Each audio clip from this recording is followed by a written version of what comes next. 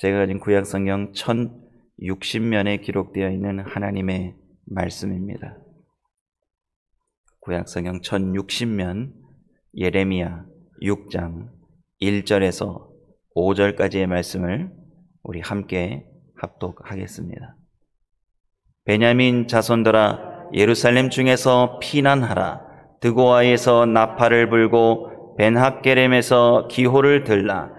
재앙과 큰 파멸이 북방에서 엿보아 오미니라. 아름답고 묘한 딸 시온을 내가 멸절하리니 목자들이 그 무리 양을 몰고 와서 그 사면에 자기 장막을 치고 각기 처소에서 먹이리로다. 너희는 그를 치기를 준비하라. 일어나라. 우리가 정오에 올라가자. 아하, 아깝다. 날이 기울어 저녁볕 그늘이 길었구나. 일어나라. 우리가 밤으로 올라가서 그 전각들을 헐자 하도다. 아멘. 세상에 죄악이 관영했을 때 노아를 통하여 구원의 여망을 베풀어 주시려고 방주를 짓게 하시죠. 하나님께서 죄악이 관영한 세상을 보시고 이 세상에 인간 지으신 하나님께서 참 한탄하셨어요. 참 이렇게 인간들이 죄를 가지고 이렇게 악하게 살 수가 있나. 하나님이 가슴 아파하셨지만 그 가운데에서도 당대의 의인이라 하는 한 사람을 부르셔서 그에게 구원의 기회와 구원의 소망을 부어주셔서 하나님은 하나님 나라의 일을 열심으로 계속해서 이끌어 가셨고요. 이렇게 쭉 역사가 진행되다가 이게 끊이지가 않죠. 죄라는 게 참 이게 끊을 수 없는 우리의 가지고 있는 본능 같은 겁니다. 죄성이라고 그러죠. 죄의 유전이라고도 합니다. 그래서 이제 창세기 11장에 쭉 보시면 사람들이 이제 우리가 우리의 이름을 내고 하늘까지 닿는 탑을 쌓아가지고 흩어짐을 면하자고 사람들이 으쌰으쌰 힘을 내서 한 짓들이 열심히 높이 뭘 쌓아가지고 하늘에 높이 닿아서 자기 이름들을 내고 싶어 했습니다. 하나님께서 그걸 죄악으로 보셨죠. 그래서 언어를 혼잡게 하셔서 사람들을 지면에 흩으셨습니다. 근데 이제 창세기 11장이 그렇게 끝나지 않고요. 창세기 11장을 이렇게 쭉 읽어보시면 창세기 11장 마지막에 가면 그 죄악이 관영하고 눈만 뜨면 하여튼 하나님을 대적하고 자기 이름을 위해서 자기를 위해서 죄악을 서슴없이 행했던 그 역사를 이렇게 쭉 진행해 가시다가 관찰해 보시다가 갈대아 우르라는 지역에서 한 가정, 그 집에 하나님의 시선이 멈추죠. 데라라는 사람의 가정입니다. 그 데라라는 가정을 보시면서도 삼형제 가운데 맞이었던 한 사람에게 하나님께서 구원의 역사를 그 사람을 통해서 이루고자 그 사람에게 12장에 찾아가셔서 말씀으로 임하시죠. 그 사람이 믿음의 조상 아브라함입니다. 그러니까 창세기 11장을 이렇게 보면 바벨탑 사건을 보면서 인류의 죄악이 이렇게 관영한 시기, 암울한 시기, 답답하고 성경을 읽으면서도 한탄이 나오는, 한숨 섞인 장면이 나오는 그런 성경을 읽다가도요, 꼭 하나님께서 빼먹지 않고 그 장면 뒤에 하나님의 마음을 쏟아 부을 만한 사람들을 찾고 계시다가 구원의 역사를 이루시기 위해 하나님은 또 열심을 내신다는 그런 말씀의 은혜가 되더라고요. 세상이 마지막을 향해서 이렇게 죄악이 끝없이 죄악을 향해서 다 같이 달려가는 거죠. 우르르 군중 심리에 의해서 너도나도 거기에 안 가면, 그거 이루지 못하면 뒤처지는 것처럼 그렇게 열등감을 생각할 겨를도 없이 그 세상에 좋아 보이는 것들에 사람들이 같이 버성겨서 달려가거든요. 그게 영원한 생명을 주는 게 아님에도 불구하고, 그게 진리의 가치가 아님에도 불구하고, 그게 하나님이 원하시는 뜻이 아님에도 불구하고 세상에 흘러가는 풍조가 그렇기 때문에 믿는 사람들도 깨어있지 않으면 우리도 거기에 휩쓸려서 세상에 맞물려 돌아가게 된다는 거죠. 그때 믿음의 사람들은 깨어 일어나야 된다는 거죠. 그래서 성경을 계시록까지 읽어보시면 하나님께서 그런 사람들을 계속 찾고 계시다라는 거 우리가 성경을 읽으면서 깨달을 수 있습니다. 이제 역사가 죄악으로 물들어 있는 그 시점에서 이제 10여 년 뒤면 이제 바벨론이 느부갓네살 왕이 이제 1차 침공을 할 겁니다. 이제 예루살렘 풍전등화입니다. 이제 역사의 심판 앞에 놓여 있습니다. 하나님의 심판의 칼날 앞에 이제 놓였습니다. 이제 임할 겁니다. 그럼에도 불구하고요, 하나님께서는 그 전쟁의 폭풍, 전쟁의 재앙 속에서도 하나님께서 구원의 소망을 그 안에 주고 싶으신 거예요. 하나님을 찾고 구하고 신실하게 살아드리는 어제 말씀드렸던 것처럼 공의를 행하며 진리를 구하는 자들을 하나님 지금도 찾고 계시는 거예요. 그래서 그들이 피할 길을 미리 말씀해 주십니다. 전쟁이 일어나면 피해라. 어디로 가라. 그게 이제 하나님 본심의 마음이신 거죠. 그 말씀으로 오늘 이제 본문이 시작하는 겁니다. 6장 1절을 다 같이 한번 읽어보겠습니다. 베냐민 자손들아, 예루살렘 중에서 피난하라. 드고아에서 나팔을 불고 베낫게렘에서 기호를 들라. 재앙과 큰 파멸이 북방에서 엿보아 오미니라. 아멘.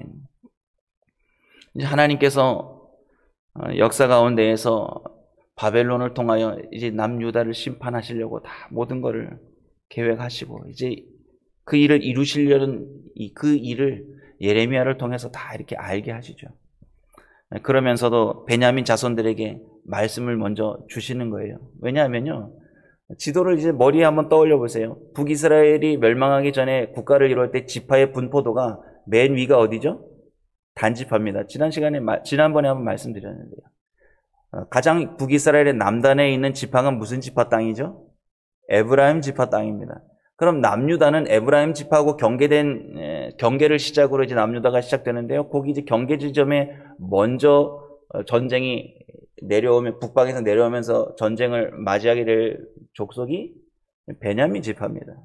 그러니까 이제 재앙의 때가 오면 베냐민 지파가 먼저 어떻게 뭔가 이제 대비를 해야 되지 않습니까?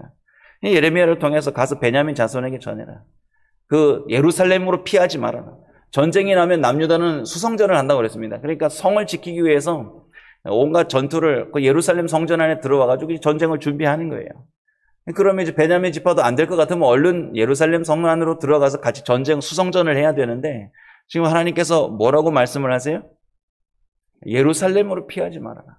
오히려 더 내려가라. 어디까지 가라고 그러세요?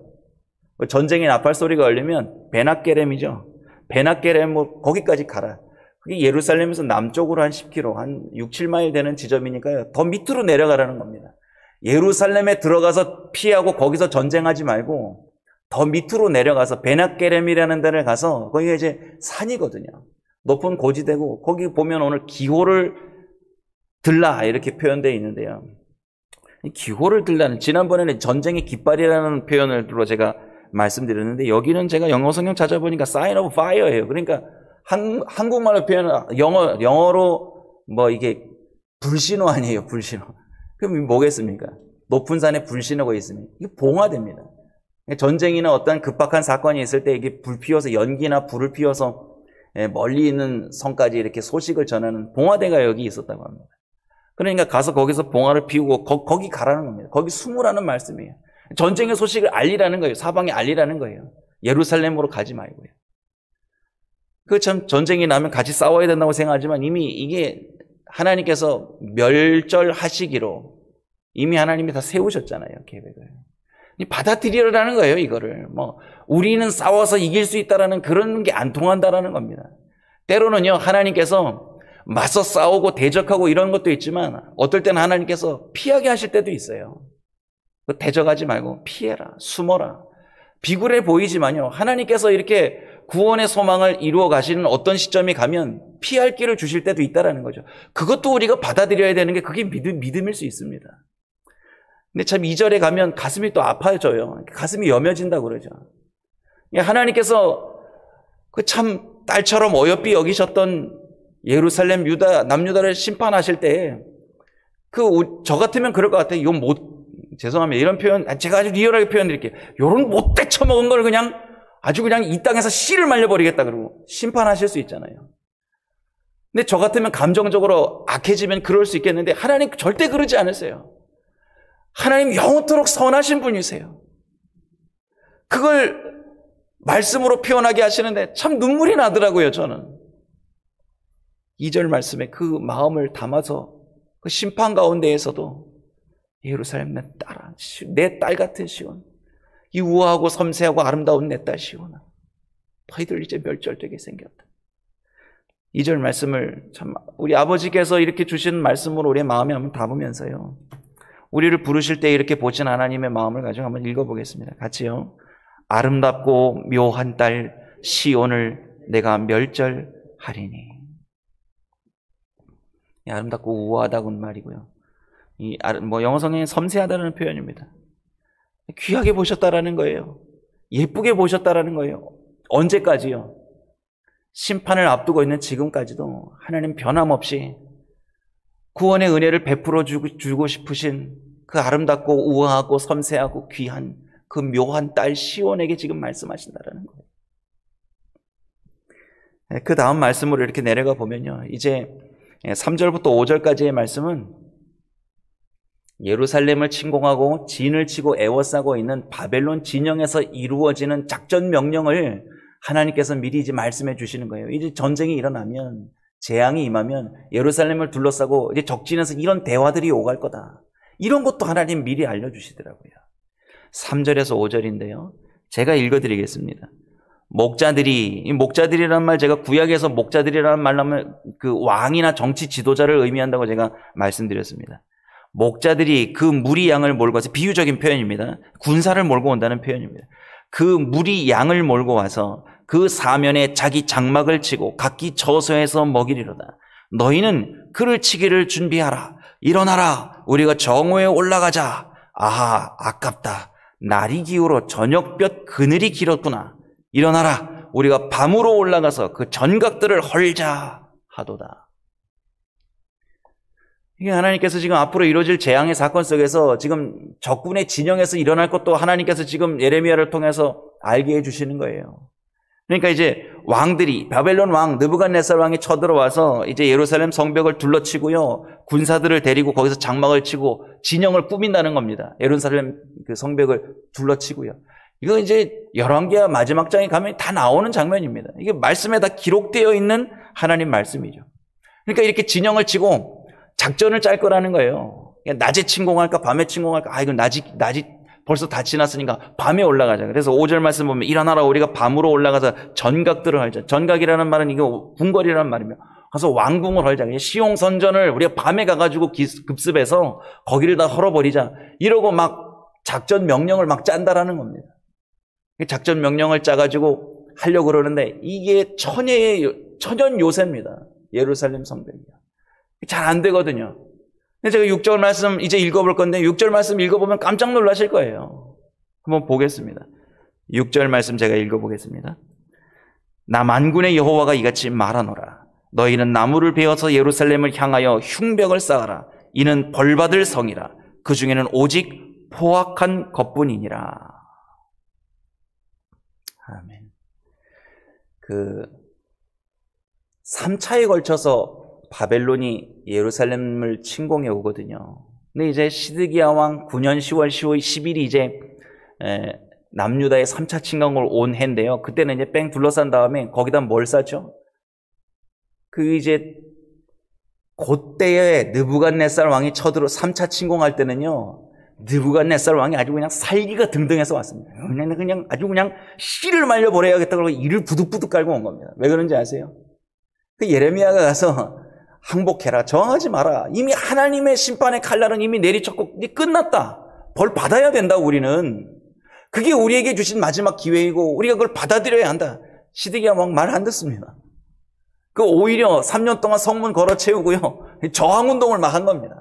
안 된다. 하나님 도와주시는데 싸움은 이긴다. 전쟁에 능하신 여호와 하나님, 우리가 어떻게 저 이방 족속 앞에서 무릎 꿇고 성문을 열어주겠네. 시드기야 왕이 이상한 마음을 품은 거예요. 그러니까 느부갓네살 왕이 3년 동안 말 안 듣고 반기를 들으니까 얼마나 분개했겠습니까? 그러니까 아주 정말 살기가 등등해서 와서 성을 에워싼 다음에 뭘 쌓죠? 그때 토성을 쌓습니다. 흙으로 토성을 쌓은 다음에 아주 뺑뺑 둘러싸서 굶어 죽는 사람 나오고 이런 그 처참한 상황 속에서 토성을 쌓아서 들어가서 완전히 정말 진멸해 버립니다. 근데 그 아이디어란 내용이 이미 누구를 통해서요? 예레미야를 통해서 이 선포되는 겁니다.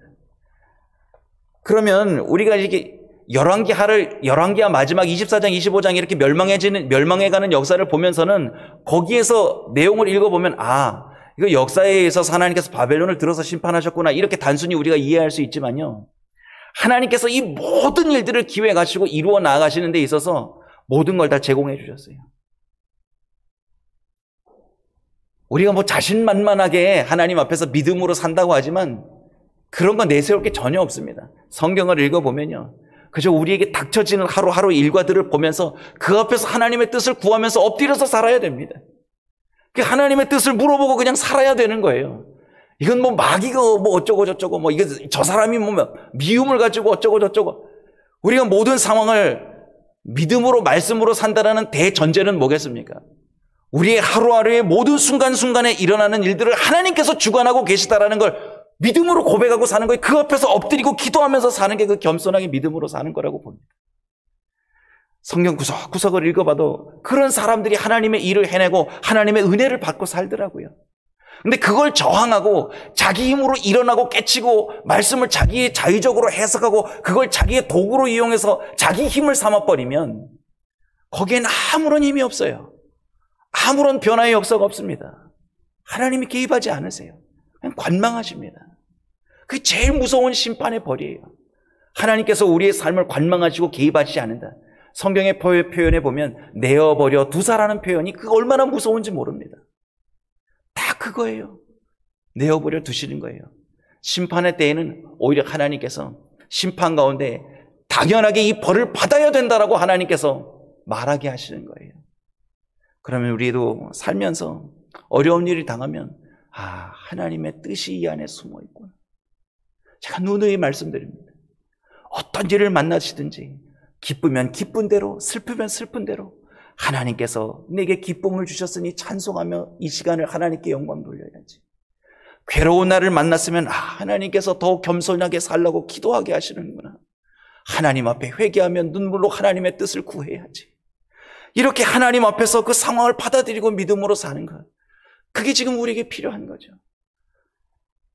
예루살렘 그 딸 같은 하나님의 백성, 하나님의 뜻대로 살아주겠지. 오늘 우리가 찬송도 불렀지 않았습니까? 시온의 영광이 세상 가운데 비춰져서 하나님께서 예루살렘 자기의 딸로 삼으셨던 그 자녀 삼으셨던 유다 백성이 하나님의 영광을 세상에 빛처럼 드러내면서 살아주리라. 그 은혜를 늘 비춰주시고 계셨는데 그걸 반사하지 못하는 거예요, 세상에. 그 은혜를 주시고 복을 주시면 다 주머니에 주워 담고 여기도 쑤셔놓고 저기도 쑤셔놓고 다 채워놓고 배를 두드려 가면서 하나님이 이렇게 우리에게 복 주셨구나. 그러고 늘 살았던 겁니다. 그걸 자기들만을 위한 거라고 독식한 겁니다. 참 안타깝죠. 근데 보세요. 우리는 더 큰 은혜를 받았습니다. 하나님께서 그 다함 없으신 사랑, 이 우주를 채우고도 남는 그 깊이 있는 사랑을 십자가에서 당신의 아들을 죽이시면서 봤니?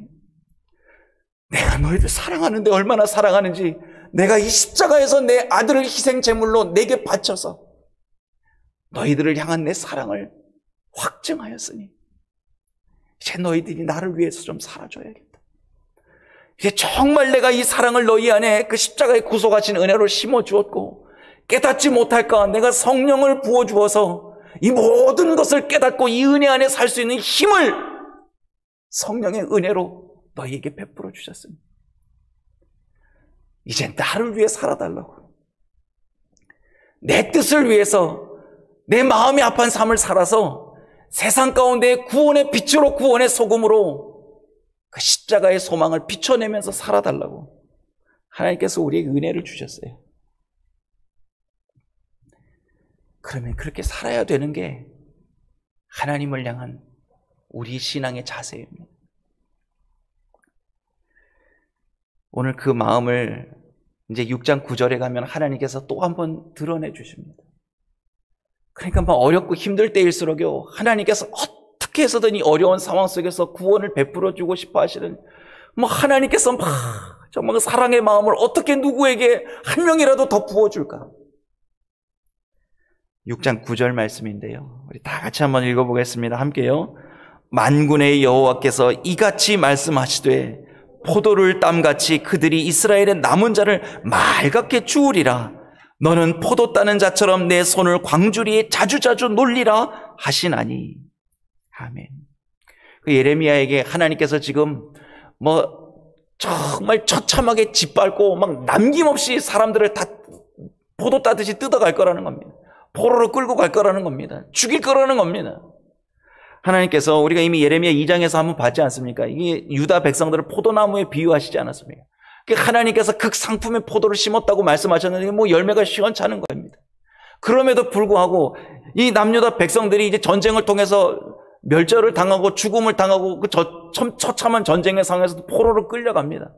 그때에 예레미야야, 그 내 마음이 이런데 한번 들어봐라. 너 포도를 따는 농부처럼 그 남은 자들에게 가서 부지런히 그 사람들에게 가서 구원의 소식을 전하라는 거예요. 하나님께서 살아계시고 너희들 끝까지 지켜주실 거니까 믿으라는 거예요. 말씀 앞에서 엎드려서 회개하고 돌아오라는 거예요. 이 처참한 심판의 상황 속에서도 하나님께서 은혜 주실 자들을 찾고 싶어 하신다라는 거예요. 이게 이제 뭐 여러 가지로 이 본문을 해석했는데요.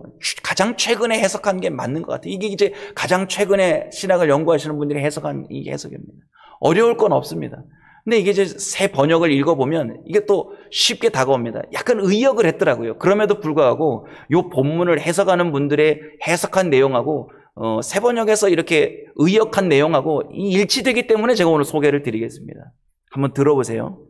나 만군의 주가 말한다. 농부가 포도나무에서 포도송이를 따내듯이 적군이 이스라엘의 남은 자들을 샅샅이 뒤져서 끌어갈 것이다. 그러니 예레미야야, 아직 시간이 있을 때에 포도 따는 사람이 포도농구를 들추어 보는 것처럼 내가 구할 수 있는 사람들을 구해야 한다. 이게 하나님 본 마음이신 거예요. 그 아름답고 묘한 딸 시온을 심판의 매로 다스리시지만 예레미야야, 너는 내 마음 알지? 너는 내가 이 시온을 얼마나 사랑하는지 알지? 막 와서 휩쓸리고 따이고 베이고 아파하고 고통스러운 그 땅에 남은 자들이 다 끌려갈지라도 그래도 있다. 그래도 너 가서 마지막 구원의 소망을 네가 가슴에 품고 가서 사람들에게 전해서 내 앞에 돌아오라고 네가 가서 좀 전해야겠다. 이게 어떻게 2600여 년 전 예레미야에게 부어주신 말씀으로 끝나야겠습니까? 우리에게도 주님께서 지금 이 말씀으로 우리에게 호소하실지도 몰라요. 하나님께서 지금 가슴을 치시면서 우리 마음에 부어주시는 하나님의 음성일지 몰라요. 사랑하는 내 아들아, 내 딸아, 내가 내게 구원의 여막으로 십자가에 구속하신 은혜를 부어줬으니 내 마음을 좀 봐라. 저 죽어가는 심령들 너 보이니? 가서 네가 구원의 소망을 좀 전해줘야겠다. 참 가슴이 아팠어요. 막 하나님께서 예레미야에게 부탁하시는 것처럼 느껴졌기 때문에 더 막 가슴이 떨리더라고요.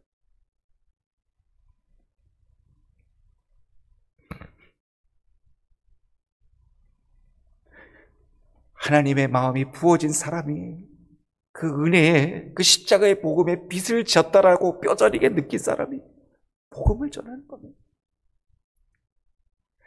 그 하나님의 사랑이 너무 감사해서 하루하루 숨쉬고 사는 게 너무 감사해서 내 호흡이 닿을 때까지 내가 어떻게든 힘을 내서 하나님 찬양하면서 살아야지. 어떻게 해서든 내 주변에 있는 사람들에게 이 하나님의 크신 사랑을 내 한 사람에게라도 더 전하고 주님 앞에 가야지.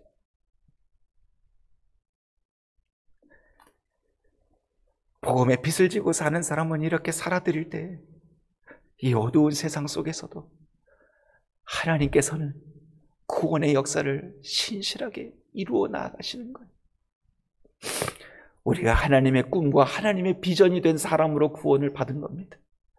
하나님이 기대하셨어요. 우리를 기대하고 계십니다.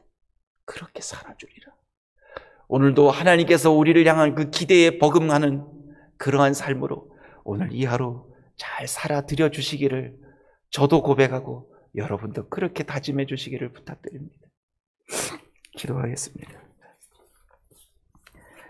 하나님, 세상의 심판과 멸망을 앞둔 예루살렘, 그러나 끝까지 내 아름답고 묘한 딸 시오나라고 불러주셔서 여전히 하나님 백성을 사랑하고 계시고 이 땅에 하나님의 남은 백성들을 끌어모아 구원의 소망을 베풀고자 하시는 그 아버지의 마음을 오늘 끌어안습니다.